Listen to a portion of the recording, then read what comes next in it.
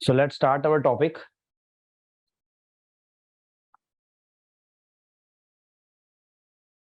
आज हम पढ़ रहे हैं हिस्ट्री ऑफ इवोल्यूशन।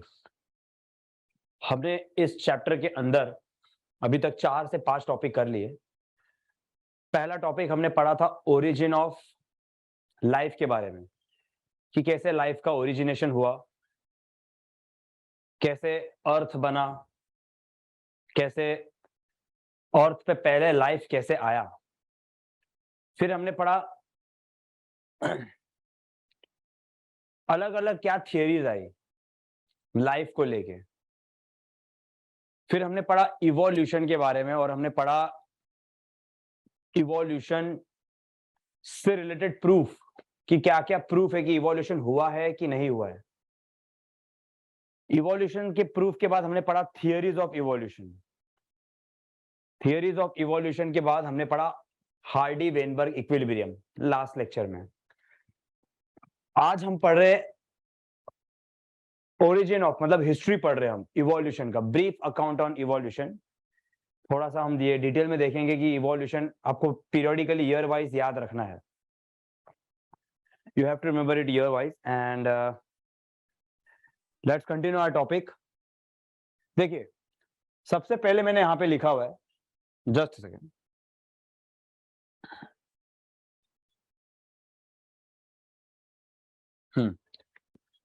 सबसे पहले मैंने यहां पे लिखा है ओरिजिन ऑफ प्रोकैरियोट्स। ठीक है, प्रोकैरियोट्स आप लोगों को पता है कि ये एक बैक्टीरियल सेल्स होते, प्रिमिटिव टाइप के सेल्स है। सबसे पहली बार जब लाइफ आया था अर्थ पे, और सबसे पहला सेल जो बना था वो था prokaryotic cell. That is 2 billion years ago पहले बना था। अगर 2 बिलियन ईयर्स अगो में बोल रहा हूं, तो इसको अगर मुझे मिलियंस में कन्वर्ट करना है तो मैं बोलूंगा 2000 मिलियन ईयर्स अगो। बाजू में देखो, फोकस करिए, बाजू में क्या लिखा हुआ है, 2000 मिलियन ईयर्स अगो या 2 बिलियन ईयर्स अगो बोलूंगा, मतलब एक ही है। तो यहां पे मैंने स्टार्ट किया है प्रोकैरियोट से, राइट। प्रोकैरियोटिक आया, फिर उसके बाद प्रोकैरियोट के बाद क्या है, यूकैरियोटिक आया। तो यूकैरियोटिक कब आया, 1.5 बिलियन ईयर्स अगो पहले। अब मैं बात यूजुअली बिलियन से करते करते मैं मिलियंस पे आऊंगा। आप लोग ये नंबर पे फोकस करेंगे कि प्रोकैरियोटिक आया था 2 बिलियन ईयर्स अगो पहले, फिर यूकैरियोटिक आया 1.5 बिलियन ईयर्स अगो पहले। उसके बाद आए कौन से, इनवर्टिब्रेट्स आए।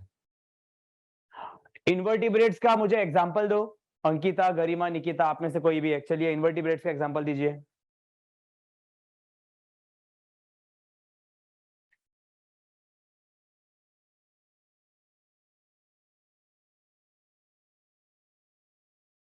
सब प्लेनेरिया। यस, कितने सारे इनवर्टिब्रेट्स है जिनको वर्टिब्रल कॉलम नहीं होता।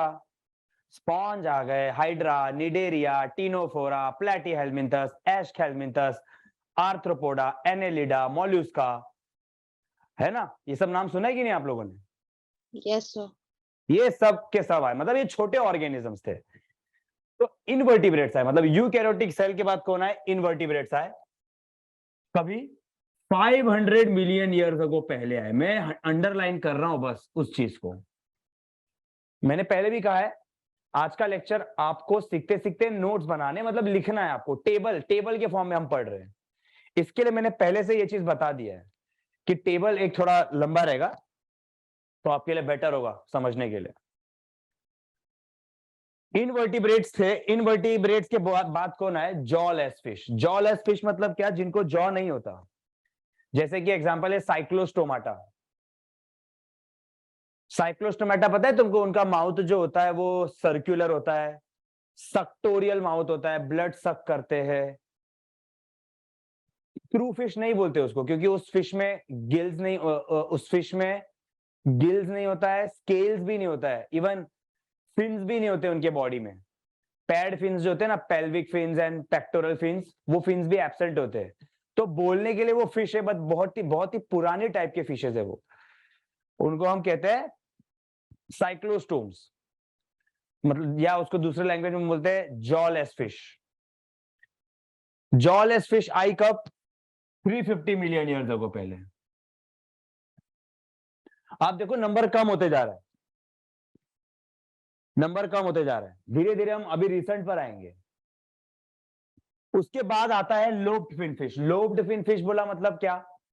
वो वाले फिश जो जिनको मतलब थोड़े से लोब्स आ गए, जैसे लंग फिश। लंग फिश को हम लोब्ड फिन फिश कहते हैं, क्योंकि उसके फिन्स है ना थोड़े और बाहर निकल गए, जिससे वो जमीन पर ऐसे ऐसे रेंग सकती है।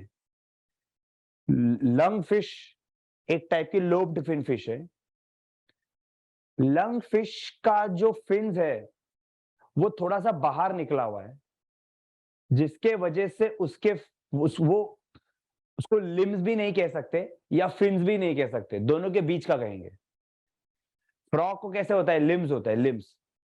पर लोब्ड फिन फिश को उसके फिन्स थोड़े से बाहर निकल गए, जिसके वजह से वो फिन्स भी नहीं बोल सकते, लिम्स भी नहीं बोल सकते, दोनों के बीच के, जिसके से वो थोड़े थोड़े रेंग सकते हैं पानी के किनारे कीचड़ में। तो वो आने के बाद आ गए एम्फीबियंस। एम्फीबियंस आने के बाद आए रेप्टाइल्स, और रेप्टाइल्स आने के बाद आए बर्ड्स एंड मैमल्स। तुम लोगों को पता है ना इवोल्यूशन। इवोल्यूशन ऐसे ही हुआ था कि पहला जो सेल बना, देखो अभी अभी जो भी मैंने बोला वो क्या था कि पहला सेल आया वो प्रोकैरियोटिक था, प्रोकैरियोटिक के बाद यूकैरियोटिक आया, यूकैरियोटिक के बाद इनवर्टिब्रेट्स, इनवर्टिब्रेट्स के आया बाद आया जॉलेस फिश, फिर नॉर्मल फिश आई, फिर लोब्ड फिन फिश आई, लोब्ड फिन फिश के बाद एम्फीबियंस आया, फिर रेप्टाइल्स आया। समझ रहे हो आप? यस गरिमा, निकिता, समझ में आ रहा है आप लोगों को? Yes, sir. Yes, sir. हाँ, तो वही मैं इधर लिख बताते जा रहा हूँ कि प्रोकैरियोट के बाद यूकैरियोट, फिर इनवर्टिब्रेट्स, फिर जॉलेस फिश, फिर लोब्ड फिन फिश। क्योंकि देखो लोब्ड फिन फिश एक टाइप का कनेक्टिंग लिंक है। मैंने तुम लोगों को पढ़ाया था लोब्ड फिन फिश मतलब क्या? Lung fish. और लंग फिश देखो एक टाइप का कनेक्टिंग लिंक है फिश और एम्फीबियंस के बीच में। एम्फीबियंस कब आए? 350 मिलियन ईयर्स अगो पहले आए एम्फीबियंस। फिर रेप्टाइल्स कब आए? कुछ 300 मिलियन ईयर्स अगो पहले आए। अब मैं मिलियन में बात कर रहा हूं, पहले बिलियन में था, अब नंबर कम होते जाएगा तो बिलियन से मिलियन में आएगा, मिलियन से फिर थाउजेंड में आएगा, समझ? मिलियन से कुछ लैक्स में आएगा, लैक्स से थाउजेंड में आएगा। मतलब हम एकदम रिसेंट की तरफ बढ़ते जाएंगे। अब जब रेप्टाइल्स आए, रेप्टाइल्स जब आए तो देखो रेप्टाइल को हम कहते हैं एमनियोट्स। क्यों एमनियोट्स कहते हैं? क्योंकि रेप्टाइल के आसपास एमनियोटिक मेम्ब्रेन होता है। हम भी जब एम्ब्रियोनिक स्टेज में होते हैं तो हमारे भी बाहर एमनियोटिक मेम्ब्रेन होता है। याद करो, रिप्रोडक्शन में पढ़ाया था तुम लोगों को, बेबी के बाहर एमनियोटिक मेम्ब्रेन होता है, उसमें एमनियोटिक होता है, एमनियोटिक फ्लूइड होता है, और बेबी उसी एमनियोटिक फ्लूइड के अंदर होता है। तो जिस ऑर्गेनिज्म के अंदर एमनियोटिक मेम्ब्रेन होता है उसे हम एमनियोट्स कहते हैं। तो पहली बार एमनियोटिक मेम्ब्रेन बनना स्टार्ट किस एनिमल से हुआ? रेप्टाइल से हुआ। इसके लिए हम रेप्टाइल्स को एमनियोट्स कहते हैं। बट हाँ, एम्फीबियंस में एमनियोटिक मेम्ब्रेन नहीं होता है, इसके लिए हम एम्फीबियंस को एनएमनियोट्स कहते हैं। फिश एंड एम्फीबियंस में एमनियोटिक मेम्ब्रेन नहीं है, but reptiles, birds and mammals में एमनियोटिक मेम्ब्रेन है, इसके लिए हम उसको एमनियोट्स कहते हैं।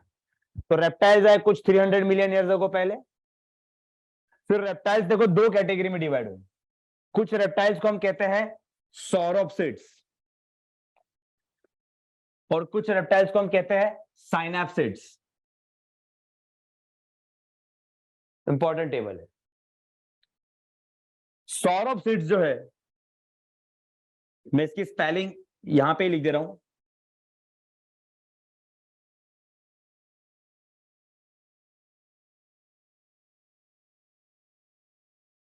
ताकि आप लोग ये देख सको अच्छे से।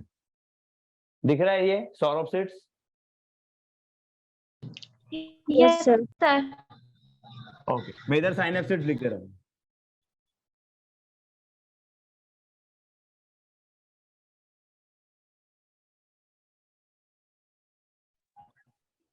सर स्क्रीन की फ्लैश लाइट कम कर दीजिए। स्क्रीन की क्या कब करूं? Sir flash light.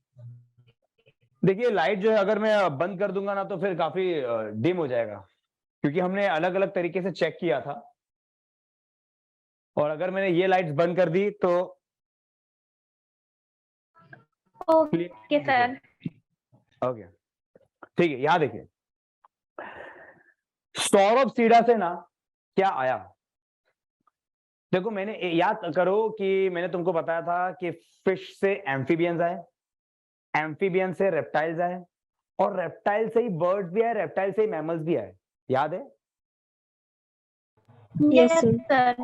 मैंने कनेक्टिंग लिंक भी बताया था कि यस, रेप्टाइल्स और बर्ड्स के बीच में कनेक्टिंग लिंक जो होते हैं उनको हम कहते हैं आर्कियोप्टेरिक्स, जिसकी Yes, sir. फॉसिल मिली थी जर्मनी में। हमने पढ़ा था कि आर्कियोप्टेरिक्स में कुछ फीचर रेप्टाइल का दिख रहा था और कुछ फीचर उसमें बर्ड्स का दिख रहा था, आर्कियोप्टेरिक्स।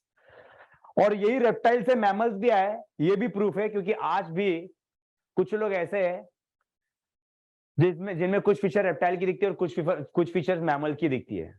बता सकते हो उसका नाम क्या है? प्लेटिपस। Yes, sir. प्लेटिपस देखो है मैमल, उसको क्योंकि मैमरी ग्लैंड है, पर वो अंडे देता है, जबकि मैमल्स डायरेक्ट बच्चे देते हैं। मैमल्स विविपैरस है और रेप्टाइल्स ओविपैरस है। तो प्लेटिपस में मैमरी ग्लैंड है, ये फीचर हो गई मैमल्स की, और क्योंकि वो ओविपैरस है, अंडे देता है, ये फीचर हो गई रेप्टाइल्स की। तो मैंने क्या कहा कि रेप्टाइल से दोनों भी निकलते हैं, बर्ड्स भी बने और रेप्टाइल से मैमल्स भी बने। अब हमने ये कैटेगरी को इसके लिए डिवाइड किया है क्योंकि सौरभसीडा वो रेप्टाइल्स है जहां से क्या है, बर्ड्स आए, और साइनेप्सीडा कौन है, वो रेप्टाइल्स है जहां से कौन आया, मैमल्स आया। सौरभसीडा से बर्ड्स के साथ साथ मैमल्स आए, पर सिर्फ एक्वेटिक मैमल्स आए, पानी में रहने वाले मैमल्स, जैसे कि वेल्स एंड डॉल्फिन्स। साइनेप्सीडा से वो मैमल्स आए जो टेरेस्ट्रियल होते हैं, जो कि लैंड पे रहते हैं। तो इसके लिए हमने ये कैटेगरी बनाई। मैंने वही बाजू में जो लिखा हुआ है, आपको भले ही नहीं दिख रहा है, मैं आप लोगों के लिए सिर्फ हिंदी में बोल के डिक्टेट कर रहा हूं वो चीज, कि सौरभसीडा वो रेप्टाइल्स है जहां से बर्ड्स एंड एक्वेटिक मैमल्स आए, जबकि साइनेप्सीडा वो रेप्टाइल्स है जहां से टेरेस्ट्रियल मैमल्स आए। यहीं से आगे जा जाके टेरेस्ट्रियल मैमल्स बने, और यहीं से आगे जा जाके बर्ड बने। ठीक है, इतना समझ में आया? Yes, sir. ओके अब यहां देखिए, सौरभसीडा से दो चीजें आए। पहले तो टर्टल, टोर्टॉइज और थीकोडॉन्ट्स। थीकोडॉन्ट पता है क्या होता है? देखो मैं यहां पे थीकोडॉन्ट आप लोगों के लिए लिख रहा हूं।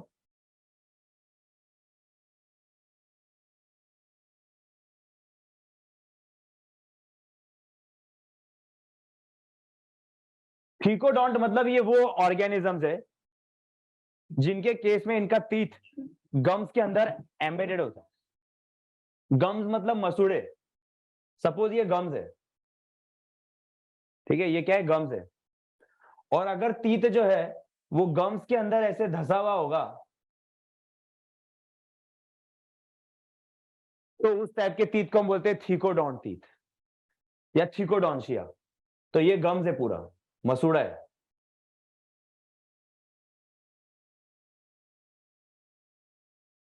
आया समझ में? तो थीकोडॉन्ट कौन से ऑर्गेनिजम्स है जिनके टीथ गम्स के अंदर क्या है, एम्बेडेड है, धसे हुए, बराबर। और ये कौन से हैं? ये है टर्टल्स, टोर्टॉइस,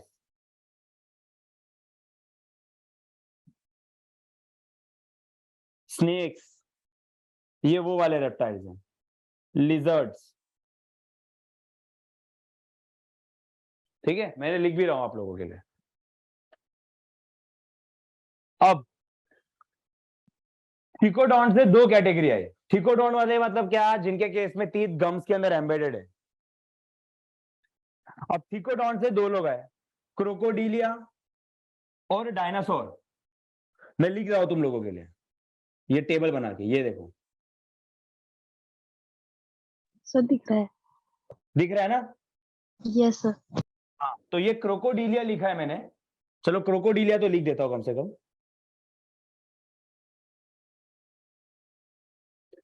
क्रोकोडीलिया वाली वो फैमिली होती है जिसमें क्रोकोडाइल, एलिगेटर और ग्रेवेलिस आता है। ये तीनों भी एक जैसे दिखते हैं पर थोड़े थोड़े अलग है। क्रोकोडाइल, एलिगेटर और ग्रेवेलिस। ग्रेवेलिस को हम हिंदी में घड़ियाल कहते हैं। इसका मुंह जो होता है वो ऐसे Yes, थोड़ा sir. सा ऊपर की तरफ होता है, ऐसा ऊपर की तरफ होता है। तो क्रोकोडीलिया ना, ये ऐसी फैमिली होती है रेप्टाइल्स में जिनके 4 चेंबर हार्ट होते हैं। याद रखना, सभी रेप्टाइल्स के हार्ट 3 चेंबर है, पर क्रोकोडीलिया फैमिली वाले जो रेप्टाइल्स होते हैं 4 चेंबर हार्ट होता है, और उनको ऐसा वाला टीथ होता है, थीकोडॉन्ट टीथ, हमारी तरह। जैसे हमारे टीथ गम्स के अंदर एम्बेडेड है, गम्स में धसे हुए, वैसे उनके टीथ भी वैसे ही गम्स में धसे हुए। ठीक है, तो जैसे टेबल बना रहा वैसे याद रखना, थीकोडॉन्ट से क्रोकोडीलिया निकला और आया क्या, डायनासोर। मैंने वो भी प्रिमिटिव डायनासोर लिखा है, मतलब एकदम पुराने वाले डायनासोर। तुम लोग ये नीचे वाला नाम मत याद रखना, वो तुम लोगों के लिए रिलेटेड नहीं, मैंने सिर्फ डायनासोर लिखा हुआ है। एक्चुअली पुराने, एकदम पुराने टाइप के डायनासोर्स को हम कहते हैं हेरारोसॉरस। ओके, हेरेरासॉरस कहते हैं हम इसको, हेरेरासॉरस, मतलब बहुत पुराने। सॉरस वर्ड आ गया ना, मतलब समझ जाना कि डायनासोर्स आ गए। इक्थियोसॉरस, टायरेनोसॉरस, ऐसे अलग अलग नाम है, ब्रैकियोसॉरस, सब अलग अलग टाइप के डायनासोर्स हैं। चलिए, अब यहां पे एक बड़ा इंटरेस्टिंग चीज है कि ये जो डायनासोर आया, अब मेरे को देखो, ये जितना भी लिखा है ये रब करना होगा। एट द सेम टाइम ये वाला टेबल पे मैं बाद में आऊंगा, बट मैं अभी ये रब करूंगा जो भी लिखा है। देखो, अब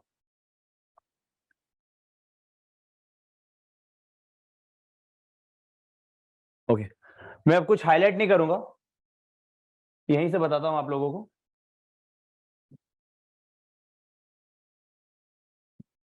यहां देखिए, ये दिख रहा है आप लोगों को जो लिखा है बोर्ड पे? Yes, sir. ठीक है, देखिए, अभी सौरभसीडा से आया टॉर्टॉइज और थीकोडॉन्ट्स। थीकोडॉन्ट्स में मैंने बताया क्रोकोडाइल आया और डायनासोर आया। ठीक है,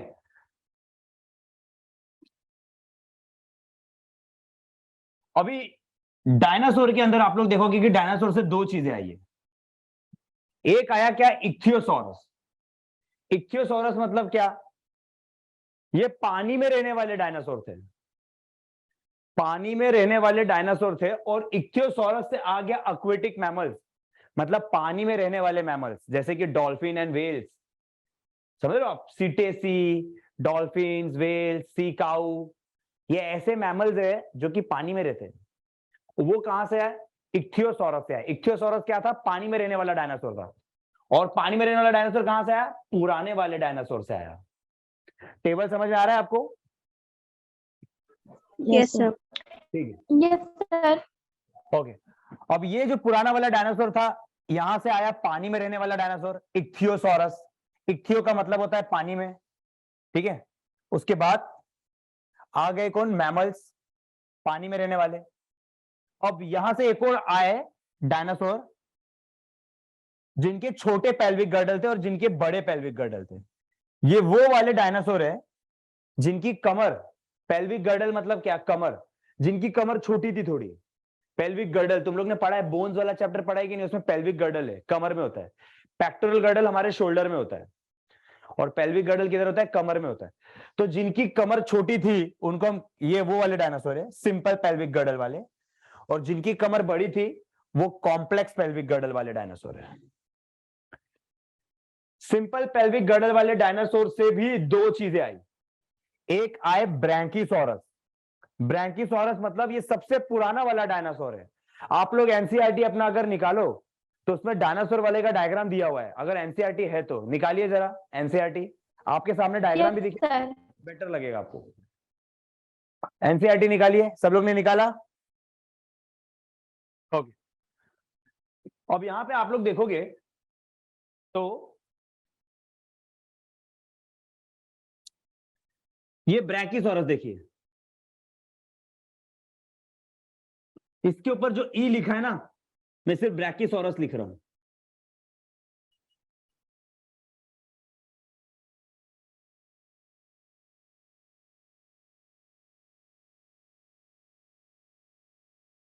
दिख रहा है सबको ब्रैंकीसोरस? इसके बारे में तुम लोगों को Yes, सिर्फ, sir. इसके बारे में सिर्फ तुम लोगों को 3 चीज याद रखनी है। ये सबसे पुराना डायनासोर है, अर्लीस्ट डायनासोर। ये सबसे लंबा था हाइट में। तुम लोग ने जुरासिक मूवी देखी होगी, उससे पता है लंबे लंबे नेक वाला डायनासोर था, वो शाकाहारी डायनासोर था। Got it, got it. तो ये हर्बीवोरस है, कार्निवोरस नहीं था ये। तो तीन चीज मैंने बोली, सबसे पुराना डायनासोर है, अर्लीस्ट डायनासोर, लॉन्गेस्ट है, और हर्बीवोरस था, घास फूस खाता था। यहां से जो डायनासोर आया, मतलब ब्रैकियोसॉरस आगे जाके मॉडिफाई होते गए और वो बन गए क्या, टायरेनोसॉरस। टायरेनोसॉरस वाला जो डायनासोर था ये बड़ा ही डेंजरस था, क्योंकि ये कार्निवोरस था, मांसाहारी था। दूसरा, ये सबसे बड़ा डायनासोर था, लंबा नहीं, लंबा और मोटा, मतलब it is the biggest dinosaur जो हमने जुरासिक मूवी में देखी हुई है। सो ये कार्निवोरस था, सबसे बड़ा डायनासोर था। मैं इसका नाम लिख दे रहा हूं, टायरेनोसॉरस इसका नाम है, ये आपके एनसीईआरटी में भी दिया हुआ है, टायरेनोसॉरस।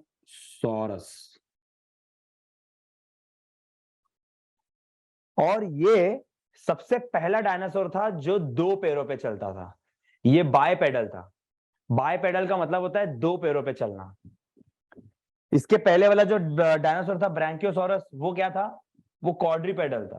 क्वाड्रीपेडल मतलब क्या, चार पैरों पे चलता था। और ये वाला जो डायनासोर आया वो क्या था, बायपेडल है। अब तुम लोग यहां पे अगर देखोगे तो जो छोटी कमर वाले डायनासोर है, वहां से कुछ उड़ने वाले डायनासोर भी आए, जिनको हम कहते हैं आर्कियोप्टेरिक्स। और तुमको पता है कि ये ही आर्कियोप्टेरिक्स एक कनेक्टिंग लिंक है बर्ड्स और रेप्टाइल्स के बीच में। तो आर्कियोप्टेरिक्स जो था वो उड़ने वाला डायनासोर था, आर्कियोप्टेरिक्स। तो यही small pelvic girdle, simple pelvic girdle वाला जो डायनासोर था, यहां से मैं एरो बना रहा हूं कि यहां से घास फूस खाने वाले डायनासोर आए, वो मॉडिफाई होके क्या बन गए, टायरेनोसोरस, मतलब डेंजर वाले। और यहीं से कौन आए, आर्कियोप्टेरिक्स आए। और आर्कियोप्टेरिक्स वाला जो डायनासोर था, बोलने के लिए तो बर्ड था, आर्कियोप्टेरिक्स बोलने के लिए बर्ड था, पर इसको टूथ बर्ड था। टूथ बर्ड मतलब इसको दांत थे, जबकि बर्ड्स को दांत नहीं होता। तो इसके लिए कई बार आर्कियोप्टेरिक्स को टूथ बर्ड भी कहते हैं।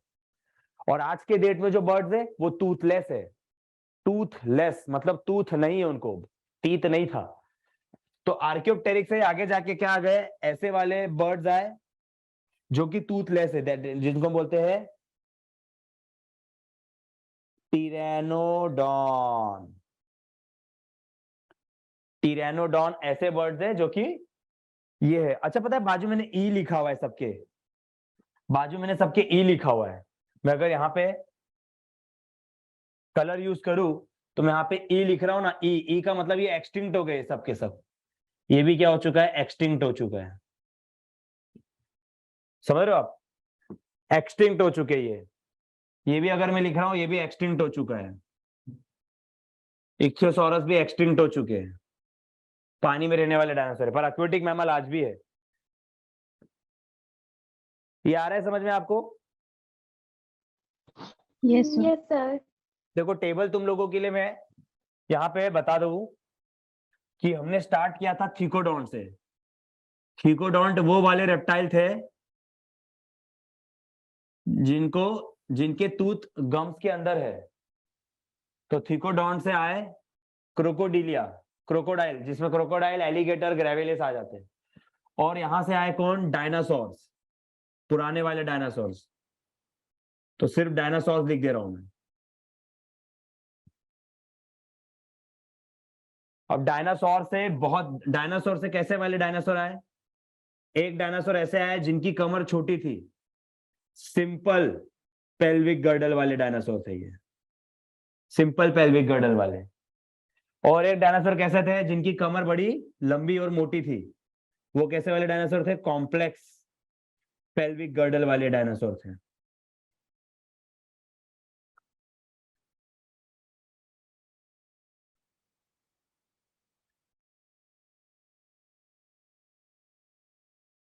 अब सिंपल वाले जो डायनासोर थे वहां से ब्रैकियोसॉरस आया, ब्रैकियोसॉरस से टायरेनोसॉरस आया, एक एक करके बता चुका हूं। और यहीं से आया आर्कियोप्टेरिक्स और आर्कियोप्टेरिक्स आया टिरानोडॉन, और टिरानोडॉन से आगे जाके क्या आ गए होंगे? बर्ड्स। टिरानोडॉन से आगे जाके क्या आ गए होंगे? बर्ड्स आ गए होंगे, आगे जाके बर्ड्स आ गए। तो तुम देखो कॉम्प्लेक्स वाला डायनासोर जो है, यहां से आया स्टीगोसॉरस। स्टीगोसॉरस में लिख दे रहा हूं तुम लोगों के लिए,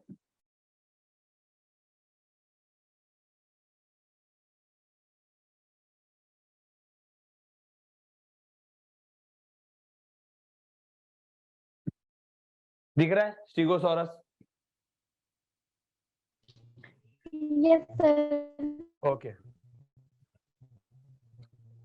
तो स्टीगोसॉरस कैसे थे? स्पाइक वर्टिब्रल कॉलम था इनको, मतलब इनका जो वर्टिब्रल कॉलम था, आप अगर एनसीईआरटी का डायग्राम आपके सामने है तो आप देख सकते हो कि कांटे जैसा पीछे निकला हुआ था इनके, और इनको एक सिंग था ऐसा, सॉरी सिंग, ये आर्मोर डायनासोर या स्पाइक वर्टिब्रल कॉलम, मतलब अगर आप देखो तो एनसीईआरटी के डायग्राम में दिया हुआ है कि इनका जो वर्टिब्रल कॉलम था उनमें से ऐसे ऐसे कांटे जैसे स्ट्रक्चर निकले थे पीछे से। दिख रहा है सबको एनसीईआरटी में?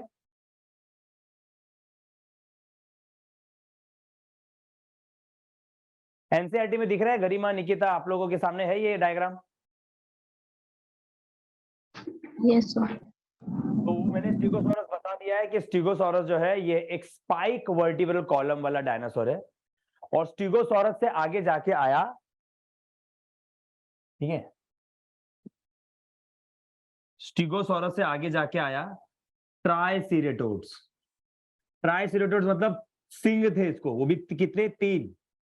इसके लिए इसको ट्राइसेरेटोप्स कहा।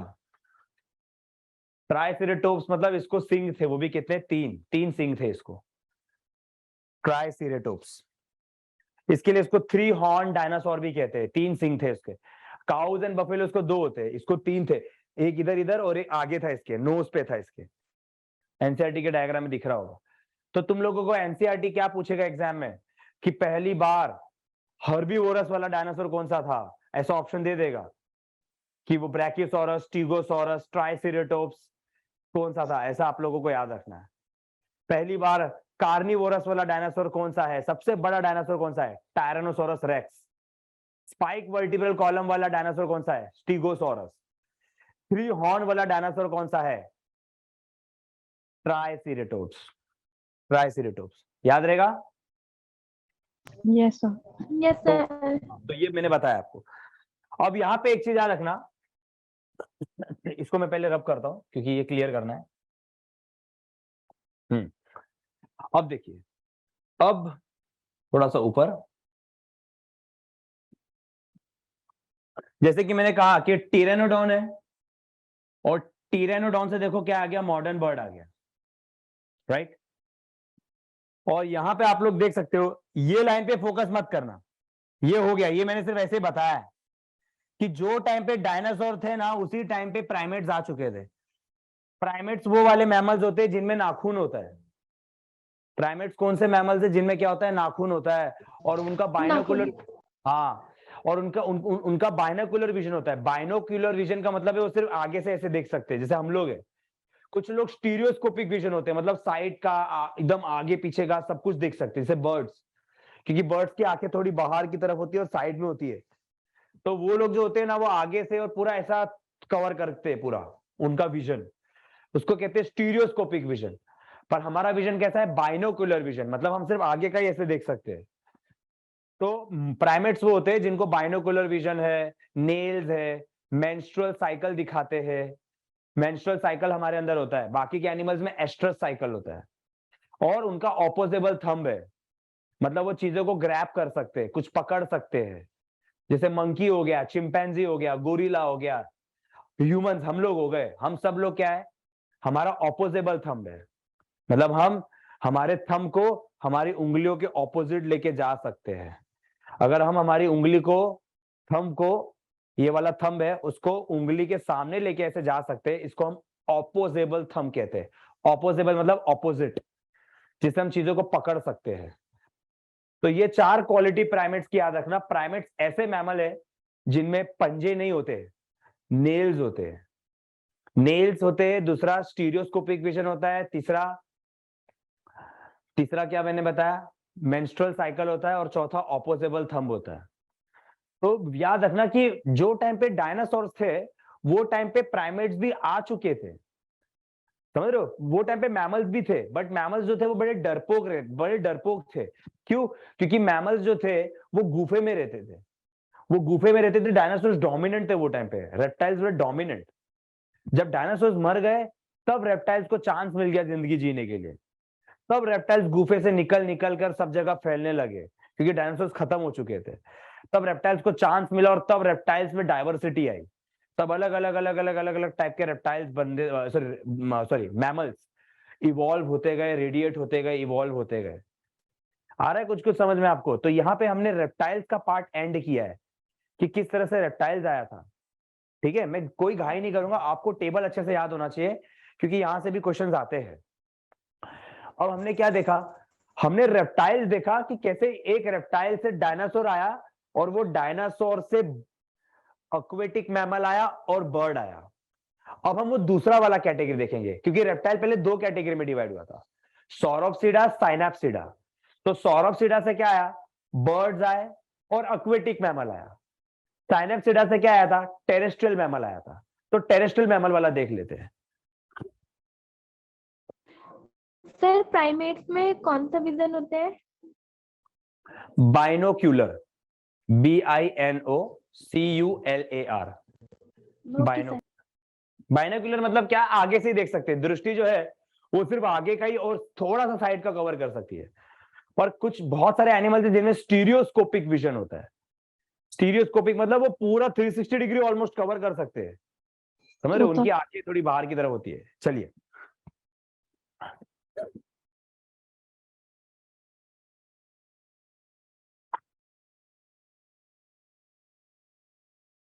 ओके, यहां से आपका क्लियर होगा। जैसे कि मैंने शुरुआत में ही कहा था आपको,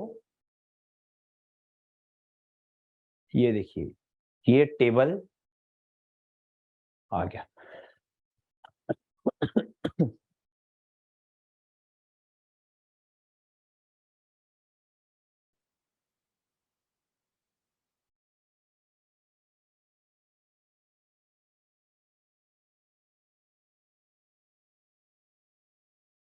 हाँ देखिए, सबसे पहला क्या आया? देखो मैंने तुमको बताया था रेप्टाइल्स, ये देखो ये रेप्टाइल्स है। और याद करो मैंने रेप्टाइल से बताया था सौरोप्सिडा और साइनैप्सिडा, ठीक है? तो अब साइनैप्सिडा से कौन आया? पेलिकोसॉरस आया। पेलिकोसॉरस दिख रहा है सबको? Yes sir. पेलिकोसॉरस भी कैसे थे? ये रेप्टाइल्स ही थे, पर इनको ना पंख निकला हुआ था। ये पता है कैसे दिखते थे? मैं एक डायग्राम बना के दिखाता हूं। चूहे की तरह दिखते थे, ऐसे चूहे थे, चूहे जैसे रहते थे, जैसे माउस, और ये उनकी टांग थी, पर इनको ऐसे पंख जैसा निकला था ऐसे। अब ये पंख निकला था ना, तो उसके से वो क्या करते थे? सनलाइट एब्जॉर्ब करते थे। ये पंख की मदद से सूरज से जो किरण निकलती थी ना, उसको बड़ा एब्जॉर्ब करते थे। तो इनको बड़ी एनर्जी मिलती थी, क्योंकि इनको एनर्जी सन से मिल रही है। अब इतिहास गवाह है कि जो ज्यादा एनर्जेटिक होता है उसी में इवोल्यूशन होने के चांसेस ज्यादा होते हैं। तो पेलिकोसॉरस जो था, क्योंकि इसमें पंख निकला हुआ था और ये सूरज की किरणों को एब्जॉर्ब करता था, तो ये बड़ा एनर्जेटिक था, इसके लिए इसमें म्यूटेशन होने के चांसेस ज्यादा हुए और ये इवॉल्व होके आगे बन गया थेराप्सिडा। ये आगे जाके क्या बन गया? थेराप्सिडा। अब ये थेराप्सिडा से आगे जाके बना थेरिया। थेरिया ये वो वाले मैमल है जो कि जिनमें प्लासेंटा बनता है। प्लासेंटा बनने वाले मैमल, देखो मैमल तीन तरीके के हैं, मैमल्स तीन तरीके के हैं। एक अंडे देने वाले मैमल है, उनको हम कहते हैं प्रोटोथेरिया। एक पाउच मैमल है, बताइए उनको क्या कहते हैं? पाउच मैमल्स को क्या कहते हैं? यस गरिमा, निकिता, सिया, पाउच मैमल का दूसरा नाम क्या है? Marsupial. Very good, marsupial mammals, Australia में कैंगरू। और तीसरे मैमल होते हैं ना जिनमें प्लासेंटा होता है, उसको थेरिया कहते हैं, थेरिया। तो थेरिया वाले मैमल्स हैं। मतलब प्लासेंटल मैमल्स। और प्लासेंटल मैमल्स देखो, पहला तुम लोगों को यहां पे क्वेश्चन क्या याद रखना है कि पहला प्लासेंटल मैमल कौन सा बना, उसका नाम था श्रियू। ये देखिए, उसका नाम था श्रियू। श्रियू मतलब रॉडेंट, रॉडेंट मतलब चूहा, चूहे की तरह दिखता था वो। और मैं तुम लोगों को पहले भी कहा था कि शुरू में जो मैमल्स बने थे वो गुफे में, वो छोटे से गुफे में रहते थे। चूहा भी तो गुफे में रहता है। गुफा मतलब क्या, खड्डे बना के, जमीन में खड्डे बना के। तो पहली बार का जो मैमल था वो श्रियू लाइक था। श्रियू का मतलब चूहे की तरह, रॉडेंट लाइक। आप चूहा नहीं बोलोगे, श्रियू, श्रियू मतलब माउस की तरह। वो फ्यूसोरियल था। फ्यूसोरियल मतलब जमीन में खड्डे बना के रहते थे जमीन के अंदर, क्योंकि उनको डर लगता था डायनासोर से। क्योंकि जो टाइम पे डायनासोर थे वही टाइम पे मैमल आ गया था। पर मैंने क्या बोला कि वो टाइम पे मैमल बड़े डरपोक थे, छोटे थे साइज में, और डायनासोर राज कर रहे थे, वो बड़े बड़े थे। तो इसके लिए मैमल्स जो थे वो बहुत ही कम थे और गुफे में छोटे छोटे गड्ढे में रहते थे। जब डायनासोर मर गए तब मैमल्स को चांस मिला। तो साइड बाय साइड देखिए आप, यहाँ पे मैंने वो भी बताया कि डायनासोर राज भी कर रहे हैं। तो अब अगर आप देखोगे, इसको मैं रब कर रहा हूं,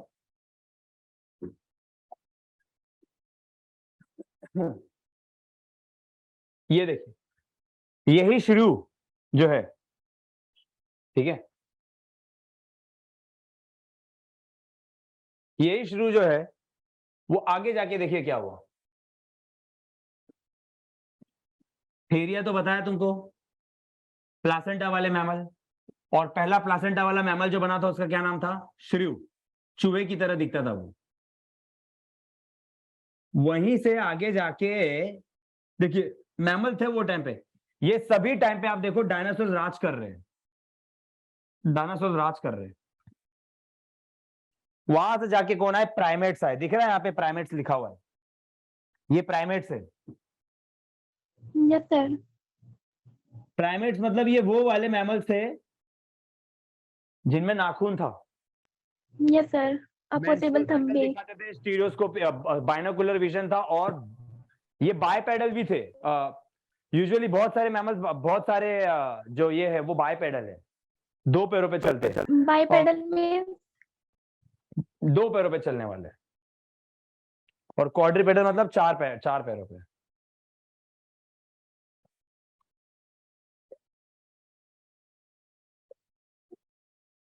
ठीक है, अब ये क्लियर करके ऊपर जा रहे।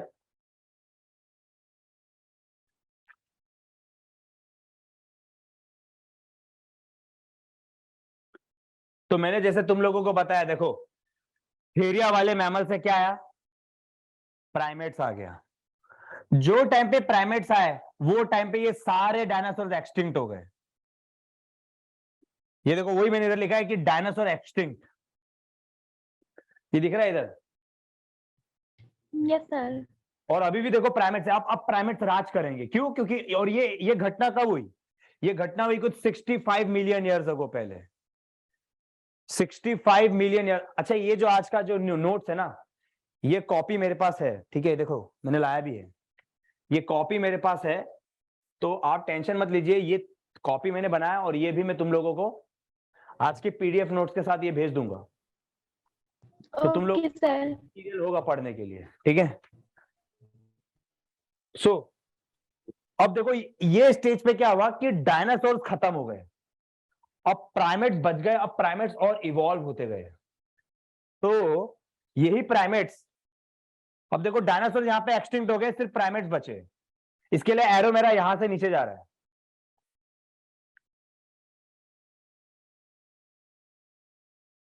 तो ये प्राइमेट से देखो रेडिएशन होते होते आया लिमर। लिमर मतलब ये एक बंदर की तरह स्ट्रक्चर है इसका। प्राइमेट्स जो पहली बार जो प्राइमेट्स थे, हम भी प्राइमेट्स ही है, बट पहली बार जो प्राइमेट्स आया वो देखो लिमर है, उसको कहा गया लिमर। लिमर, तुम लोग लिमर नाम याद रखना।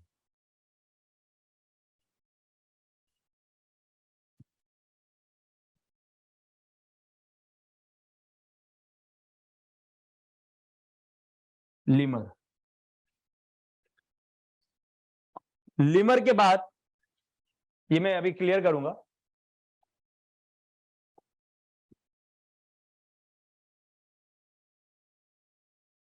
लिमर के बाद आया मंकी, देख लो,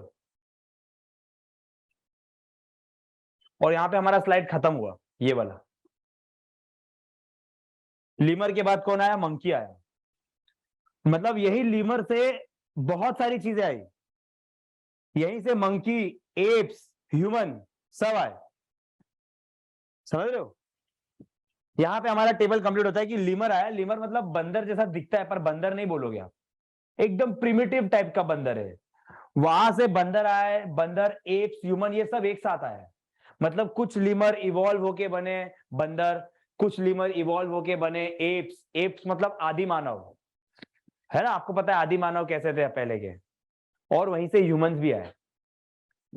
तो यहाँ पे हमारा टेबल कंप्लीट हुआ है। बोलो ये चीज समझ में आया? ये टेबल आप लोगों को, मतलब मैंने ये टेबल में क्या बताने की कोशिश, सर ये टेबल में मैंने ये बताने की कोशिश की कि रेप्टाइल से किस तरह से बर्ड्स आए और रेप्टाइल से किस तरह से मैमल्स आए।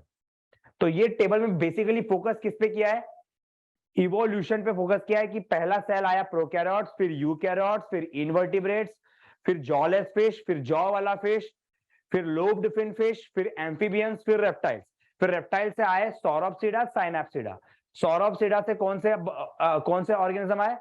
सौरोप्सिडा से बर्ड्स आ गए, और पानी में रहने वाले मैमल्स आए, राइट। और साइनैप्सिडा से कौन आए? लैंड पे रहने वाले मैमल्स आए। और वो मैमल्स आगे जाके इवॉल्व होके क्या बने? प्राइमेट्स बने। प्राइमेट्स मतलब नाखून वाले, जिनमें नाखून था। और वही प्राइमेट से आगे जाके इवॉल्व होते होते मंकी, एप्स एंड ह्यूमन आ गए। समझ में आया ये चीज? Yes sir. तो इसके साथ हमने हमारा फर्स्ट स्लाइड कंप्लीट किया है, और अब हम दूसरे स्लाइड पे मूव कर रहे हैं।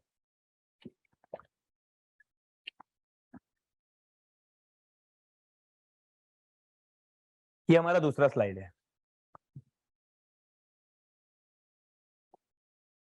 ओके, ये देखिए। तो मैं यहाँ पे अब डायरेक्ट, अब मैं आगे कंटिन्यू करूंगा। वो टेबल हमारा कहाँ खत्म हुआ था? प्राइमेट पे खत्म हुआ था। वही प्राइमेट से हम अब आगे कंटिन्यू कर रहे हैं। तो मैंने ये देखो, ये प्राइमेट्स लिखा हुआ है,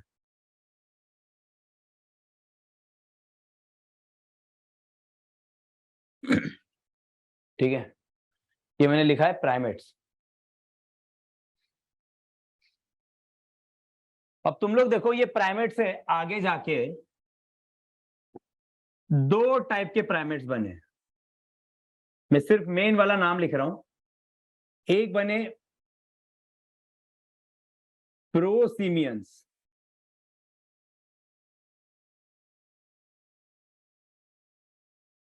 प्रोसीमियंस, और एक बने सीमियंस।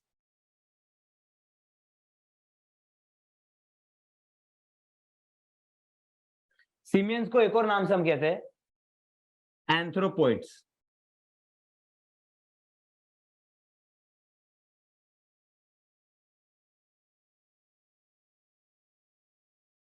ये देखिए, इनको हम एंथ्रोपोइड्स भी कहते हैं, ठीक है? अब जो बाजू वाला लिखा है, आपको भले ही देखने में, पढ़ने में थोड़ी तकलीफ होगी, मैं आप लोगों के लिए डिक्टेट करूंगा और हिंदी में उसको एक्सप्लेन करूंगा। प्रोसीमियंस ये वो वाले प्राइमेट है जो कि आर्बोरियल है। आर्बोरियल, देखो नोट्स मिल जाएगा आपको, सुनो सिर्फ बात को समझो। आर्बोरियल मतलब पेड़ पे रहने वाले हैं। तो ये वाले आर्बोरियल थे। नॉक्टर्नल थे। नॉक्टर्नल मतलब रात में निकलते थे, ज्यादा रात में ज्यादा एक्टिव होते थे। इनकी आंखें अंधेरे में ज्यादा अच्छे से देख सकती है, जैसे उल्लू, आउल। तो ये आर्बोरियल थे, नॉक्टर्नल थे, इंसेक्टिवोरस थे, इंसेक्ट्स खाते थे। सीधी सी बात है, पेड़ों पे रहेंगे तो डालियों पे जो जो इंसेक्ट्स बैठी रहेंगी उसको खाते थे। तो ये इंसेक्टिवोरस थे। और इनका टेल कैसा था? नॉन प्रीहेंसाइल टेल था। नॉन प्रीहेंसाइल टेल का मतलब क्या होता है? कि इनकी जो दुम थी उससे ये अपने बॉडी को बैलेंस करते थे। समझ रहे हो? इनकी जो दुम थी उससे वो अपने बॉडी को बैलेंस करते थे। वो टेल यूज करते थे अपने बॉडी को बैलेंस करने के लिए। ऐसे टेल को हम कहते हैं कॉम्प्रिहेंसिव टेल या नॉन प्रीहेंसाइल टेल, ठीक है? चौथी चीज यही मेन था। और इनकी जो टेल थी वो लंबी थी, थोड़ी, सीधी बात, थोड़ी लंबी थी टेल, और घनी थी। बुशी, बुशी मतलब बाल बहुत ज्यादा थे इनके टेल पे। तो प्रोसीमियंस क्या थे? ये वो वाले बंदर थे, बंदर तो मैं नहीं बोलूंगा अभी भी क्योंकि ये प्राइमेट्स है, पर अभी तक बंदर की कैटेगरी आई नहीं है। ये वो वाले हैं जो आर्बोरियल थे, पेड़ पे चढ़ते थे, पेड़ पे रहते थे, रात में ज्यादा होते थे, नॉक्टर्नल, इंसेक्टिवोरस थे, इंसेक्ट्स खाते थे, और इनकी जो टेल थी वो कॉम्प्रिहेंसिव टेल थी। कॉम्प्रिहेंसिव टेल का मतलब होता है कि ये अपने टेल को यूज करते थे अपने बॉडी को बैलेंस करने के लिए, मतलब इनकी दुम जो होती थी वो बैलेंस करने के लिए होती थी बॉडी को। कॉम्प्रिहेंसिव टेल का ही दूसरा नाम है non prehensile tell. Non prehensile tell. ये 4 पॉइंट्स मैंने तुम लोगों को कहे इसके बारे में। ये समझ में आया प्रोसीमियंस के बारे में आपको? एवरीवन बताइए। Yes sir. यस अब अब ये प्रोसीमियंस जो थे, यहां से कैटेगरी निकली 3 की। एक तो था लिमर, जो तुम लोगों को मैंने अभी इसके पहले बताया था, लिमर। एक है लॉरिसेस,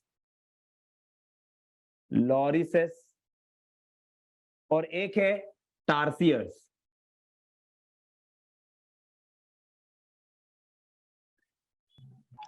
सर ये लीमर से भी पहले वाले हैं। हाँ हाँ हाँ, लिमर के थोड़े से पहले वाले। वो टेबल में तो मैंने डायरेक्टली ऐसे बता दिया था, वो टेबल में लिमर तक समझा था आपको, बट याद करो कि लिमर भी कैसे आया। तो प्राइमेट्स में पहले, प्राइमेट से पहले प्रोसीमियंस आए, प्रोसीमियंस में से लिमर आए, लॉरिसेस आए और टार्सियस आए, ऐसा है। थोड़ा डिटेल में बता रहा हूं मैं आपको। अब देखिए, जो टार्सियस थे इनकी उंगलियां ना थोड़ी लंबी थी। मैंने लिखा है दे आर, मतलब इनकी उंगलियां थोड़ी लंबी है।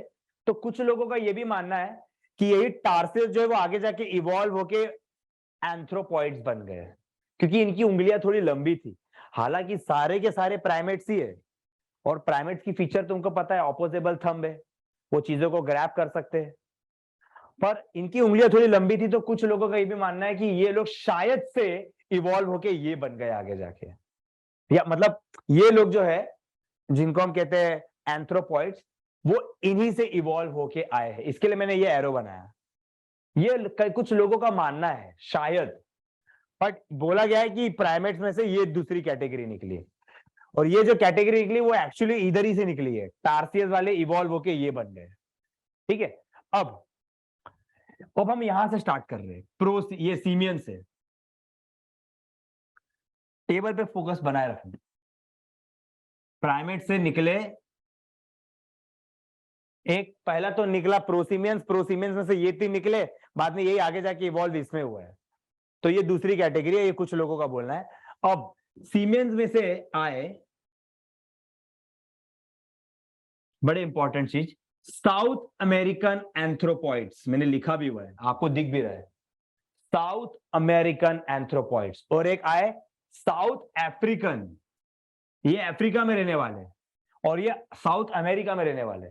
तुमको पता है साउथ अमेरिका में कैसी कंट्री आती है? ब्राजील, चिली, देन अर्जेंटीना, ये सारी टीम आती है, ये सारी कंट्री आती है। और ये साउथ अफ्रीकन, साउथ अफ्रीका में, मतलब ये अफ्रीका वाली कंट्री है, वहां के प्राइमेट्स वाली कैटेगरी है। तो साउथ अमेरिकन एंथ्रोपॉइड जो है, वहां से कौन से टाइप के बंदर आए? ऐसे बंदरों को हम कहते हैं प्लेटिरेनी। प्लेटिरेनी का मतलब होता है थोड़े मॉडर्न टाइप के बंदर है। इसके लिए इनको न्यू वर्ल्ड मंकी भी कह देते हैं, न्यू वर्ल्ड मंकी भी इनको कह देते हैं। ठीक है, प्लेटिरेनी। जबकि साउथ अफ्रीका वाले से जो बंदर आए, साउथ अफ्रीका वाले जो थे, वो आगे जाके इवॉल्व किस में हुए? ओल्ड वर्ल्ड मंकी में, ओल्ड वर्ल्ड मंकी में। और ओल्ड वर्ल्ड मंकी का ही दूसरा नाम है कैटेरिनी, ये याद रखेंगे आप लोग, कैटेरिनी। तो तुम लोगों को 2 चीज याद रखना है।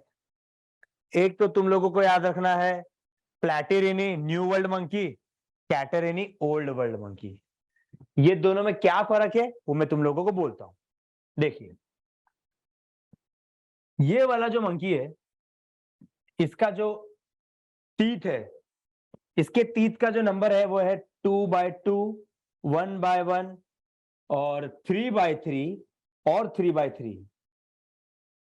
जबकि ये वाले मंकी का क्या है फॉर्मूला, 2/2 टीथ का, 1/1, 2/2, 3/3। अब तुम लोग मुझे बताओ कि हम लोग किस टाइप के मंकी से इवॉल्व हुए हैं, प्लैटिरिनी से कि कैटेरिनी से, बताइए।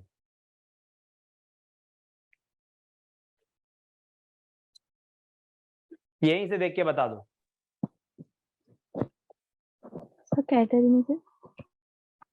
यस, क्योंकि हमारे टीथ का अरेंजमेंट भी तो यही है, 2/2, 1/1, 2/2, 3/3। डाइजेशन एंड एब्जॉर्प्शन चैप्टर याद कीजिए, 2 इंसिसर, 1 कैनाइन, 2 प्रीमोलार और 3 मोलार, याद है? हाँ, तो ऐसा है कि ओल्ड वर्ल्ड मंकी से हम इवॉल्व हुए, ना कि न्यू वर्ल्ड मंकी से, क्योंकि न्यू वर्ल्ड मंकी में ये चीज था। पहला डिफरेंस ये दोनों में ये हो गया। दूसरा डिफरेंस ये है कि इसमें एस्ट्रस साइकिल दिखता है और इसमें मेंस्ट्रुअल साइकिल दिखता है। हम लोग में मेंस्ट्रुअल साइकिल दिखता है, मैं तुम लोगों को पढ़ाया भी था मेंस्ट्रुअल साइकिल, तो इनके अंदर मेंस्ट्रुअल साइकिल दिखता है, इनके अंदर एस्ट्रस साइकिल दिखता है। एस्ट्रस साइकिल क्या होता है सर? हाँ बोलिए। नो सर, यही पूछ रही थी एस्ट्रस साइकिल के बारे में यस सर। देखिए मैं बताता हूं, सुनिए। एस्ट्रस साइकिल वो होता है ना जिनमें एक पर्टिकुलर टाइम के लिए, मेरी बात ध्यान से सुनिए, मेंस्ट्रुअल साइकिल हर महीने में एक बार होता है और मेंस्ट्रुअल साइकिल की वजह से ना फीमेल सेक्सुअली एक्टिव रहती है, वो मेल के सेक्सुअल नीड्स को कभी भी फुलफिल कर सकती है।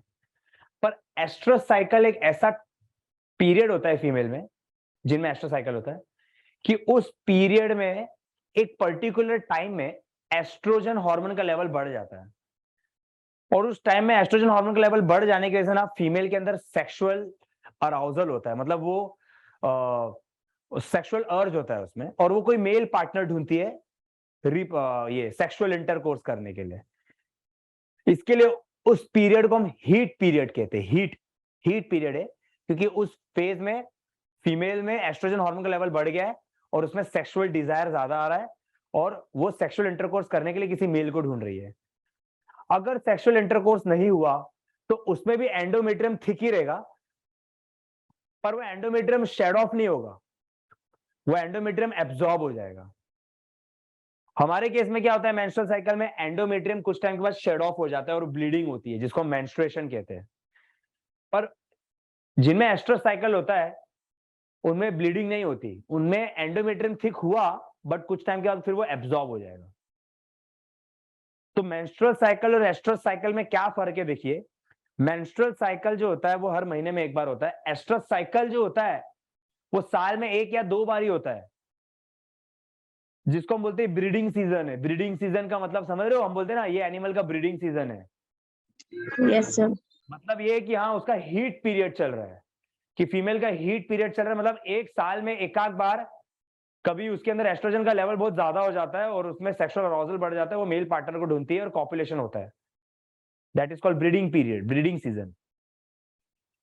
पर उनके केस में क्या होता है कि एंडोमेट्रियम शेड ऑफ नहीं होता है। अगर मान लो फर्टिलाइजेशन नहीं हुआ तो एंडोमेट्रियम शेड ऑफ नहीं होता है, वो एब्जॉर्ब हो जाता है। तो इस केस में एस्ट्रस साइकिल में क्या फीमेल साल भर सेक्सुअली एक्टिव है, बताइए। No sir. No sir. और मेंस्ट्रुअल साइकिल में फीमेल सेक्सुअली एक्टिव है throughout the year. Means menstrual cycle के केस में फीमेल अपने मेल पार्टनर के सेक्सुअल नीड्स को फुलफिल कर सकती है, पर एस्ट्रस साइकिल में नहीं। अगर मेंस्ट्रुअल साइकिल में फीमेल कर सकती है मतलब मेल और फीमेल के बीच में एक अच्छा बॉन्ड बनेगा। अच्छा बॉन्ड बनेगा मतलब एक रिलेशन बनेगा हस्बैंड वाइफ का, एक फैमिली वाली फीलिंग आएगी, यहीं से फैमिली वाला कंसेप्ट आया, इमोशन आया। पर एस्ट्रस साइकिल में मेल और फीमेल में फीमेल मेल के सेक्सुअल नीड्स को साल भर सेटिस्फाई नहीं कर सकती, तो मेल और फीमेल में बॉन्ड नहीं बनेगा, कोई इमोशन नहीं डेवलप होगा, तो कोई फैमिली जैसी चीज देखने को नहीं मिलती। इसके लिए मेंस्ट्रुअल साइकिल जिनके अंदर होता है वो प्राइमेट्स जो है उनमें फैमिली जैसा चीज देखने को मिलता है। मंकीज, चिंपैंजी, वी ह्यूमंस, हम सब में मेंस्ट्रुअल साइकिल हो रहा है। और जिनमें एस्ट्रस साइकिल है आप देखिए उनमें इमोशंस एंड बॉन्ड डेवलप नहीं हो रहा है मेल और फीमेल के बीच में। आ रहा है कुछ कुछ समझ में difference? Yes, sir. Okay okay, तो मैं वही कह रहा हूं कि ये इनमें तीत का अरेंजमेंट ये था, इनमें तीत का अरेंजमेंट ये है, इनमें एस्ट्रस साइकिल दिखता है, इनमें मेंस्ट्रुअल साइकिल दिखता है। तो सीधी सी बात हम यहीं से इवॉल्व हुए। और इनके अंदर जो टेल है वो है प्रीहेंसाइल टेल। मैंने तुम लोगों को पहले बताया था ये है कॉम्प्रिहेंसिव टेल या non prehensile tell. Non prehensile tell का मतलब क्या होता है? ये अपने टेल को यूज कर रहे हैं बैलेंस करने के लिए। मैंने यहाँ पे देखो comprehensive tail and non prehensile tail लिखा है, बैलेंस करने के लिए। ये वाला वो वाला टेल इधर है, देखो comprehensive and non prehensile tell है। नॉन प्रीहेंसाइल बोल रहा हूं मतलब टेल जो यूजर है बॉडी को बैलेंस करने के लिए। यहाँ का टेल कैसा है? प्रीहेंसाइल टेल है। प्रीहेंसाइल टेल का मतलब क्या होता है? वो टेल बॉडी से बैलेंस करने के लिए यूज नहीं किया जाएगा, वो टेल खाली चीजों को पकड़ के लटकने के लिए यूज किया जाएगा। That tail is used just to grab the things, to hold any object. तो ये वाले टेल से वो लोग अपने आप किसी चीज को पकड़ने के लिए, लटकने के लिए यूज करते हैं उस टेल को, ये वाला टेल। जबकि ऐसे वाले टेल को हम कहते हैं प्रीहेंसाइल टेल। और जो टेल बॉडी को बैलेंस करने के लिए यूज करते हैं उसको हम कहते हैं नॉन प्रीहेंसाइल टेल। तो हमारे अंदर भी जो टेल है वो नॉन प्रीहेंसाइल टेल ही था, तो हम यहीं से इवॉल्व हुए। ठीक है ये, और इनके अंदर जो नोज है वो फ्लैट नोज है, एकदम पतला और चपटा है। जबकि इनके अंदर जो नोज है वो छोटा और नीचे की तरफ है। हमारा नोज कैसा है? स्मॉल और फेसिंग डाउनवर्ड। हमारा नोज नीचे की तरफ फेस कर रहा है, इनमें नोज फ्लैट है। तो ये चार डिफरेंस मैंने तुम लोगों को बताया न्यू वर्ल्ड मंकी और ओल्ड वर्ल्ड मंकी में। न्यू वर्ल्ड मंकी को हम क्या कहते हैं? प्लैटिरिनी। इनको हम क्या कहते हैं? कैटेरिनी। प्लैटिरिनी में क्या दिखता है? Oestrus cycle, menstrual cycle. Teeth का arrangement 2x2, 1x1, 3x3, 3x3। Teeth का arrangement 2x2, 1x1, 2x2, 3x3। इनके अंदर कैसा टेल है? प्रीहेंसाइल टेल, मतलब चीजों को सिर्फ ग्रैब करेंगे ऑब्जेक्ट को होल्ड करने के लिए। इनमें नॉन प्रीहेंसाइल टेल है, मतलब बॉडी को बैलेंस करने के लिए। एंड लास्ट, इनमें नोज फ्लैट है, इनमें नोज फेसिंग डाउनवर्ड है एंड स्मॉल है। तो ये प्रूफ दे रहा है कि हम ये टाइप के मंकी से इवॉल्व है, ना कि ये टाइप के मंकी से इवॉल्व हुए। ये समझ में आया आप लोगों को everyone? Yes, sir. Yes, sir. हाँ, तो मैंने ये कह दिया कि सीमियन से साउथ अमेरिका वाले और साउथ अमेरिका और साउथ अफ्रीका वाले एंथ्रोपॉइड्स आए। तो ये साउथ अफ्रीका वाले हैं। जस्ट सेकेंड, ठीक है, अब मैं ये क्लियर कर रहा हूं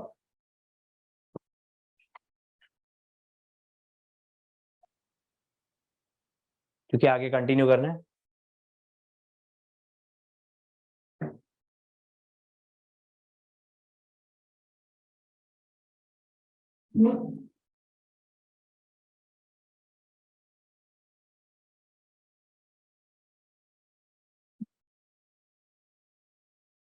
ओके, यहां पे देखिए मैंने यहाँ पे कुछ सीमेंस की फीचर लिखी हुई है।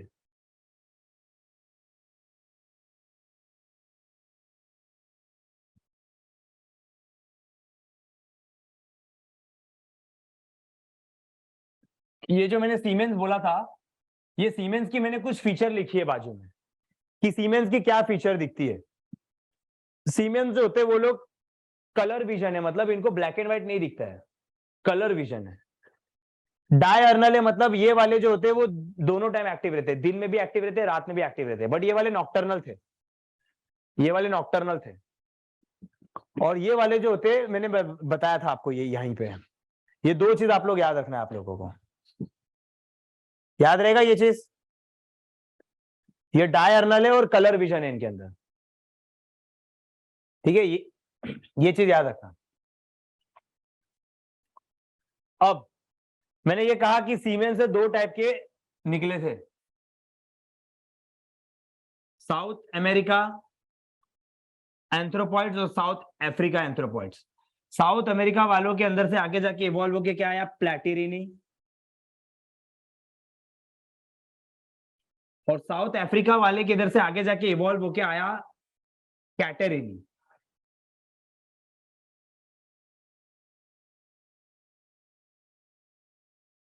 कैटेरिनी है। और एक और टाइप के आए, बहुत इंपॉर्टेंट चीज, होमिनॉइड्स। यहां से क्या आ गए? होमिनॉइड्स आ गए। होमिनॉइड्स क्या है मैं अभी थोड़े टाइम में आपको बताता हूँ। होमिनॉइड्स है। अब ये होमिनॉइड्स क्या है? It's a combination of apps and modern man. Apps पता है आदि मानव। अब जो आदि मानव थे ना पहले के, वो बड़े बड़े होते थे, उनकी हाइट हमसे बहुत बड़ी होती थी, उनके शरीर पे बाल ज्यादा होते थे हमसे, दांत बड़े लंबे लंबे होते थे, उनका जबड़ा भी बड़ा होता था, स्कल भी बड़ा होता था उनका, और दांत भी लंबे लंबे होते थे, क्योंकि वो लोग चीजों को कच्चा खाते थे, क्योंकि वो टाइम पे आग का निर्माण नहीं हुआ था, फायर नहीं आया था, तो लोग चीजें कच्चा खाते थे, तो कच्चा खाने के लिए चबाना ज्यादा पड़ता था, तो उनका जॉ भी बड़ा था, उनके तीत भी बड़े लंबे लंबे थे, उनका नोज भी काफी बड़ा था, और स्किन पे बाल बहुत ज्यादा थे उनके, हमसे हाइट ज्यादा थी, और वो 4 पैरों पे चलते थे, धीरे धीरे 4 से 2 पैरों पे आए, तो वो आदि मानव जो है उनको हम कहते हैं एप्स। एप्स कहते हैं, समझ में आया? एप्स क्या है? Yes sir. अब वही एप्स धीरे धीरे, और एप्स और मॉडर्न मैन का कॉम्बिनेशन था, उसको हम कहते थे होमिनॉइड्स। होमिनॉइड्स मतलब ये वो वाले एप्स है जिनमें कुछ फीचर एप्स की भी दिखती थी और कुछ फीचर्स मॉडर्न मैन की भी दिखती थी, उनको हम होमिनॉइड्स कहते हैं। तो होमिनॉइड जो थे, ये भी मैं भी आगे क्लियर करूंगा कि वैसे एप्स प्लस मॉडर्न मैन दोनों की फीचर दिखती है। आगे कंटिन्यू करूंगा यहीं से।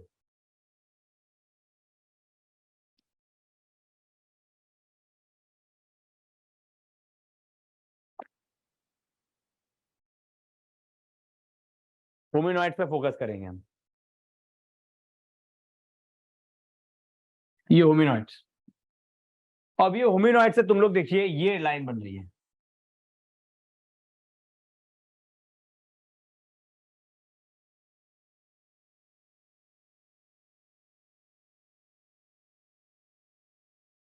इसमें मैं आगे लिखूंगा। ये एक है हाई लो बैटिडे,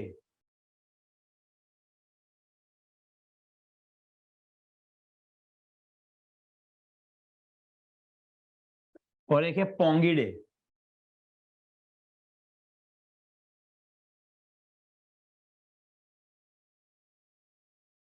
ठीक है, हाइलो बैटिडे और एक है पोंगिडे। हाइलो बैटिडे वाले जो होते हैं ना, ये ऐसे एप्स थे, देखो होमिनॉइड मतलब मैंने क्या बोला, एप के साथ साथ मॉडर्न मैन दोनों की फीचर है। तो ये इसमें 3 कैटेगरी है, तीसरी आपको दिखेगी नहीं, वो मैं थोड़े टाइम में बताऊंगा तीसरी क्या है, वो आगे आएगा। पहले ये दो देख लो, हाइलोबैटिडे और पोंगिडे क्या है। हाइलोबैटिडे मतलब एकदम छोटे साइज के एप्स है, एकदम स्मॉलेस्ट। इसका एग्जांपल मैं तुमको देता हूं, गिब्बॉन। देखो इधर लिखा भी है गिब्बॉन, मैं यहाँ पे तुम लोगों के लिए वापस लिख रहा हूं, चलो GIBBON, गिब्बॉन सबसे छोटे साइज का एप्स है ये, समझ रहे हो? ये वाला सबसे छोटे साइज का एप्स है, और इसमें टेल भी नहीं था, इट लैक्स टेल। तो इसके बारे में 2 फीचर याद रखना। हाइलोबैटिडे वाले वो एप्स है जिनकी साइज एकदम छोटी है, एकदम छोटे साइज के ये एप्स है, और इनमें टेल नहीं था। इसका एग्जांपल है गिब्बॉन, सबसे पुराना है ये एप, और ये इंडिया में पाया जाता है, आज भी इंडिया में पाया जाता है gibbon. So it is the most primitive apes, gibbon. और दूसरा है पोंगिडे। पोंगिडे ये ऐसे वाले एप्स है जो बहुत बड़े हैं साइज में, जैसे चिंपैंजी, गोरिल्ला, ओरंगुटन, ये ऐसे एप्स हैं जो कि साइज में काफी बड़े हैं ये, और इनको टेल भी है, इसको टेल नहीं था। टेल है, साइज में बड़े, और इनका ब्रेन का साइज भी बड़ा है, ब्रेन भी काफी बड़ा है इनका, समझ लो। तो ये मैंने फीचर लिख दिया और मैंने एग्जांपल बोल दिया। तो पोंगिडे वाले कौन से, साइज भी बड़ी है, टेल है इनको, ओके, साइज बड़ी है और इनको टेल है, और ब्रेन का साइज भी बड़ा है इनका। इसका एग्जांपल क्या मैंने बताया, चिंपैंजी और चिंपैंजी। चिंपैंजी और गोरिल्ला करके याद रख लो, वो भी काफी है। ठीक है, समझ में आया इतना? यस। हाँ, आगे ये वाला कंटिन्यू करूंगा, उसके लिए मेरे को इसको क्लियर करना होगा। अब यहीं से देखो ये आगे कंटिन्यू होगा।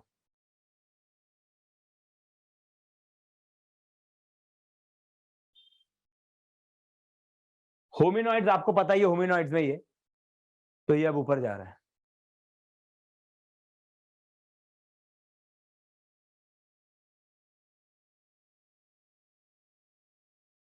होमिनॉइड्स के अंदर 3 कैटेगरी जो मैंने बताया था, अभी आ गया होमिनिड्स। होमिनिड्स मतलब क्या? मॉडर्न मैन वाली फीचर। मॉडर्न मैन वाली होमिनिड्स मतलब क्या? होमो रिफर्स टू ह्यूमन। होमो का मतलब ह्यूमन होता है। अरे रे,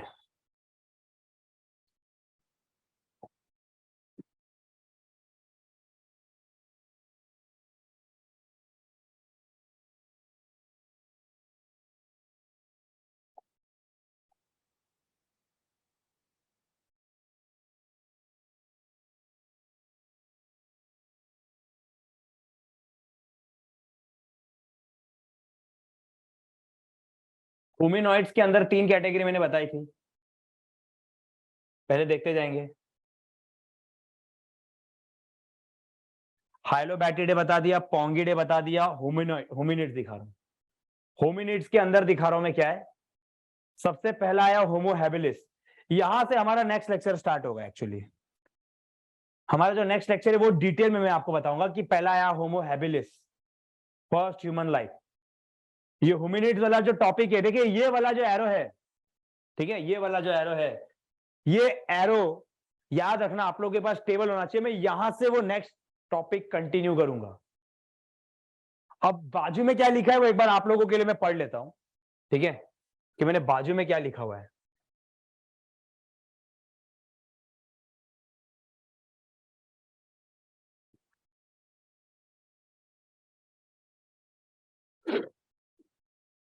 दिख रहा है सबको जो लिखा हुआ है? मेरे हाइलाइटर, हाइलाइटर के लिए। सर हाँ बोलिए। Yes sir. ओके, यहां देखिए, मैंने ये कहा कि जो होमिनिड्स है, ये यहां से आपको नेक्स्ट लेक्चर में समझ में आएगा कि होमिनिड्स क्या है। ठीक है, ये नेक्स्ट लेक्चर में समझ में आएगा। ये यहां से हमारा जो एरो आगे बढ़ रहा है ना, ये एरो, ये सब आपको आगे समझ में आएगा। ये मतलब वही Dryopithecus, Ramapithecus, Australopithecus, Homo habilis, Homo erectus, फिर Cro Magnon man, sorry Neanderthal man, Cro Magnon man, फिर होमो सैपियन सैपियन, फिर हम आए। ये वो टेबल है, ये आपको डिटेल में नेक्स्ट लेक्चर में बताऊंगा मैं। तो नेक्स्ट लेक्चर में मैं लिखूंगा और नोट्स आपको, जैसे आज का नोट दे रहा हूं, जैसे आज का नोट्स आप लोगों को ऐसे हैंड रिटन नोट दे रहा हूं, वैसे अगले लेक्चर में भी दे दूंगा आपको हैंड रिटन नोट्स। देखिए पहले कुछ हम लोग है ना थोड़ा बहुत जनरल नॉलेज पढ़ लेते। ये कुछ एक्स्ट्रा चीज मैंने लिखी हुई है कि ऑल दी सीमियंस, पता है हम लोग इसके पहले सीमियंस पढ़ रहे थे, सीमियंस वाले। तो मैंने क्या लिखा है कि all the simians are monkey except apes. Apes को हम मंकी नहीं कंसिडर करते। तो ये एक रैंक क्वेश्चन बन रहा है हमारा, इंक्लूडिंग एप्स के अंदर होमिनॉइड्स भी आ जाते हैं। ठीक है, ये चीज आप लोग याद रखना कि अभी तक हमने वो सीमियंस की कैटेगरी, देखो हमने पहले क्या पढ़ा था, प्राइमेट्स। ये टेबल कब स्टार्ट हुआ था? प्राइमेट से। प्राइमेट से 2 बताए थे, प्रोसीमियंस और सीमियंस। प्रोसीमियंस जो थे वो रात में निकलते थे, राइट, और आर्बोरियल थे, इंसेक्टिवोरस थे, और उनको टेल जो था वो बैलेंस करने के लिए यूज करते थे। और मैंने बताया कि प्रोसीमियंस 3 थे, लेमर, टॉर्सियस एंड टार्सियर। फिर वो टार्सियर थे उनकी क्योंकि उंगलियां लंबी थी, तो वो आगे जाके बन गए होंगे क्या? सीमियंस। तो सीमियंस वाली की क्या फीचर थी कि वो डायर्नल थे, मतलब वो दिन में भी निकलते। देखो प्राइमेट से 2 था, प्रोसीमियंस एंड सीमियंस। प्रोसीमियंस तुमको बताया मैंने।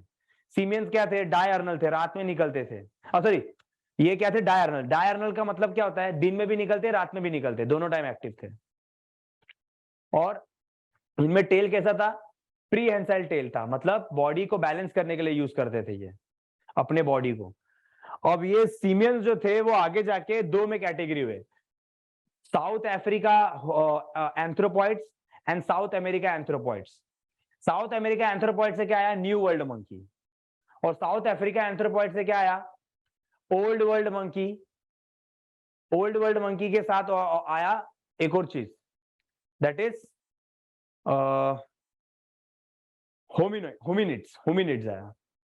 होमिनॉइड्स आया, सॉरी होमिनॉइड्स। और फिर होमिनॉइड्स में हमने पढ़ा, होमिनॉइड्स मतलब ऐसे मंकी जिनमें एप्स की फीचर भी दिखती है और मॉडर्न मैन की फीचर भी दिखती है। तो होमिनॉइड्स के अंदर 3 कैटेगरी थे, हाइलोबैटिडे सबसे छोटा साइज का एप, पोंगिडे बड़े साइज का एप, और होमिनिड्स। तो होमिनिड्स जो है वो मैं तुमको बोला कि मैं नेक्स्ट लेक्चर में पढ़ाऊंगा। समझ में आ रहा है आपको? तो मैंने क्या कहा है कि सारे के सारे सीमेंस को मंकी बोलेंगे except apes. Apes are not included in the monkey. दूसरा बताया कि एप्स का जो ब्रेन होता है वो लार्जर होता है और लार्ज साइज के होते हैं। मतलब एप्स का जो ब्रेन होता है, देखो एप्स अलग होता है, मंकी अलग होता है। एप्स में और मंकी में क्या फर्क है कि एप्स जो होता है साइज में बड़ा होता है, मंकी साइज में छोटा होता है। एप्स का ब्रेन का साइज भी बड़ा है, मंकी का ब्रेन का साइज भी छोटा है। ये चीज मैंने बताई है। दूसरी चीज मैंने यहाँ पे जो लिखे, मैंने क्या बोला था कि सारे के सारे सीमेंस मंकी है एक्सेप्ट एप्स। पूरी एप्स की कैटेगरी को निकाल दो तो आप बाकी के जितने भी सीमेंस बचेंगे उनको हम मंकी कह सकते हैं। All apes lack tail. देखो एप्स को टेल भी नहीं होता है, ये भी याद रखना। कोई भी एप्स जो है उसको टेल नहीं है। आदि मानव को भी टेल नहीं है और हमको भी टेल नहीं है। All apes are large except gibbon. सारे के सारे एप्स बड़े हैं साइज में। चिंपैंजी भी एप ही है ना? चिंपैंजी भी एप्स है और गोरिल्ला भी एप्स है। सारे के सारे एप्स है, जिसको तभी तो हम ह्यूमनॉइड्स कह रहे थे। बट एक्सेप्ट गिबॉन, गिबॉन सबसे स्मॉलेस्ट एप है, साइज में छोटा है। उसको छोड़ के बाकी जितने भी एप्स है सब साइज में बड़े हैं। सबसे छोटा एप मैंने लिखा है गिबॉन, वो आज की डेट में सिर्फ इंडिया में पाया जाता है। सबसे बड़ा एप कौन सा है? चिंपैंजी और गोरिल्ला, दोनों के दोनों अफ्रीका में पाए जाते हैं। सबसे पुराना एप भी कौन सा है? गिबॉन। और सबसे ज्यादा डेवलप वाला एप कौन सा है? गोरिल्ला। गोरिल्ला सबसे ज्यादा डेवलप्ड एप है। और तुमको पता है कि सबसे मॉडर्न एप अगर मैं बोलूं, मतलब सबसे ज्यादा डेवलप्ड वाला एप गोरिल्ला है। सबसे पुराना एप कौन सा है? गिबॉन। सबसे छोटा एप कौन सा है? गिबॉन। सबसे बड़ा एप कौन सा है? चिंपैंजी और गोरिल्ला, दोनों भी। आ रहा है कुछ समझ में? बताइए। Yes sir. Yes sir. तो ये टेबल जो मैंने तुम लोगों को आज पढ़ाया है, ये 2 पेज के नोट्स में तुमको भेज रहा हूं। ये तो आज ये तो पता है कि पीडीएफ फॉर्म में ये नहीं मिलेगा, बट ये जो पेज है वो मैं तुम लोगों को भेज रहा हूं। आज का आज ही रिवाइज कर लेना, तुम लोगों को ये नोट्स आज ही मिल। ठीक है? इसके आगे से हम क्या कंटिन्यू करने वाले, जरा बताइए मुझे। मैं क्या किस पे ज्यादा फोकस करूंगा? होमिनिड्स। ये वाला टेबल हम डिटेल में पढ़ेंगे, होमिनिड्स वाला। ठीक है? तो ये याद रखना और हम इसके आगे नेक्स्ट लेक्चर से कंटिन्यू करेंगे। यहाँ पे ये ओलिगोसिन, प्लायोसिन और ये जो लिखा हुआ है, ये टेबल भी मैं आपसे शेयर करूंगा। ये सेल्फ स्टडी है। ये सेल्फ स्टडी इसके लिए क्योंकि ये है जियोग्राफिकल टाइम स्केल। इसको बोलते हैं geological, we call it as a biogeological time scale. Yes, वो टेबल भी मैंने बनाया हुआ है कि कौन से इरा, इपॉक, मतलब कौन सी सदी में पहला सेल आया, फिर किस सदी में पहला एनिमल आया, मतलब स्पॉन्ज इनवर्टिब्रेट से फिर किस सदी में वर्टिब्रेट्स आए, वर्टिब्रेट्स के बाद फिर फिश आई, फिश में फिर एम्फीबियंस आए, फिर रेप्टाइल्स आए, फिर बर्ड्स एंड मैमल्स आए, फिर कब डायनासोर एक्सटिंक्ट हुए। ऐसे ऐसे वो टेबल आपको याद रखना है। तो वो टेबल को डिवाइड किया गया है ऐसे इराज, इपॉक में। वो टेबल में आपको वो भी भेज दूंगा, उसी के बारे में दिया हुआ है कि प्राइमेट किस सदी में है।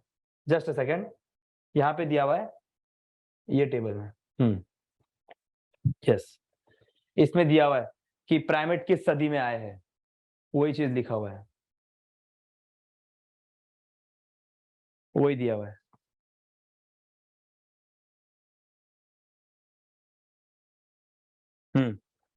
प्राइमेट किस सदी में आए, ह्यूमन किस सदी में आए, एप्स किस सदी में आए, वही चीज है। ठीक है? तो ये याद रखना, ये मैं आज आपको भेज रहा हूं और इवन वो टेबल भी मैं आपको भेज रहा हूं। ये दोनों भी अच्छे से याद कर लेना। अगर कुछ डाउट रहेगा तो नेक्स्ट लेक्चर में मुझे पूछ लेना। नेक्स्ट लेक्चर में हमारा ये चैप्टर फिनिश्ड होगा।